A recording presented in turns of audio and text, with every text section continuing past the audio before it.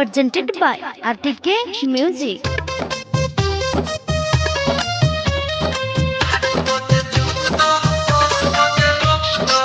Gold Recording Studio, Roxor.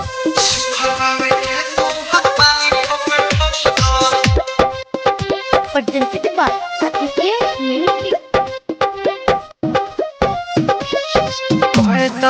खेत हमर कमल बाबे करती उड़तावे दूर सुनो टाइट बाबे करती सुनो राजा कहिया से बड़ा सवार लगी से खत हमरा खेतवा में का 8 बजे जोत दो 10 बजे रोप दो सुखल बाबे के तुम पानी ठोप ठोप दो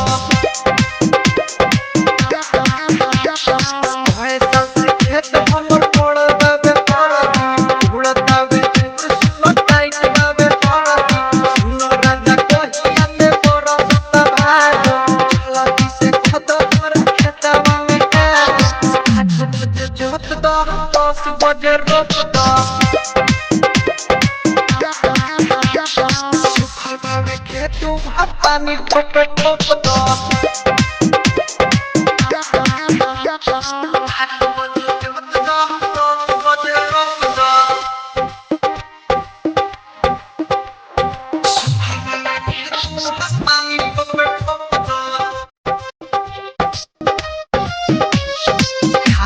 हकतावा में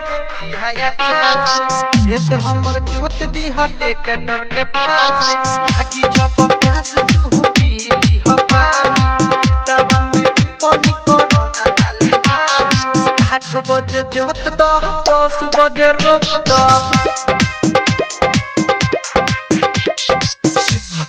के तुम पानी ठोप ठोप दो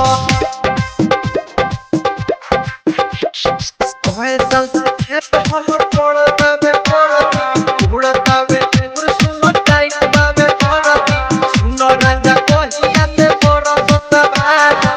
लगी से खत हमरा खेतवा में का 8 बजे जोत दो 10 बजे रोप दो सुखल बाबे के तुम पानी ठोप ठोप दो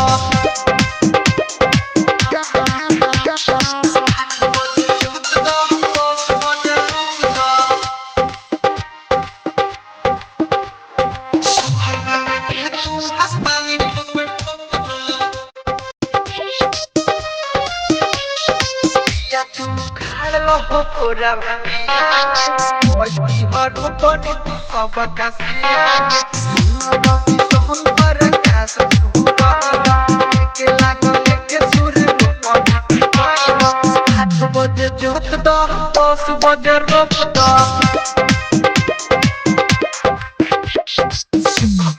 के तुम पानी ठोप ठोप दो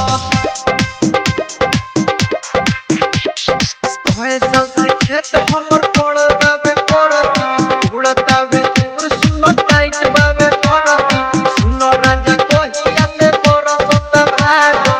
लगी से खत हमरा खेतवा में का 8 बजे जोत दो 10 बजे रोप दो